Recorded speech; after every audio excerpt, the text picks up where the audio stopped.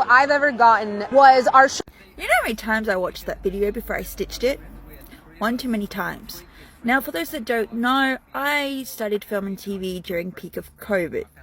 Totally don't recommend doing that. It's a lot harder than you think. Anyway, so, my lecturers would commonly talk about how when you pitch to studios, they are going to do this exact thing.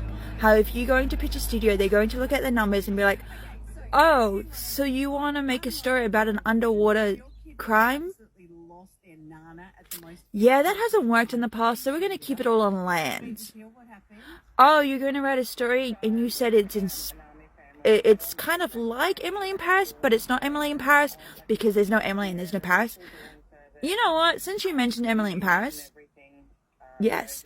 Oh, you mentioned that if Love, Simon and The Godfather had a baby, this is what your movie would be? Yes, we will take your movie. Oh, those two didn't work after all. Guess what? We're going to keep Love, Simon and Godfather separate. Studios have actively admitted, and we can see it in the picketing lines through this reality strike, that they don't want original content because they are afraid.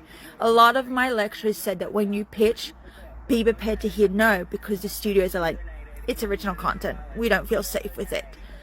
In order to make your original content, you have to be an indie filmmaker who doesn't fully rely on a studio.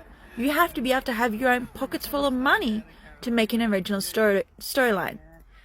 Studios like Disney, like Warner Brothers, like almost any other company who I absolutely idolize and have since I was a child, very rarely take chances on original storylines, particularly in the last decade where we've seen them remake and reboot everything that we loved as a child.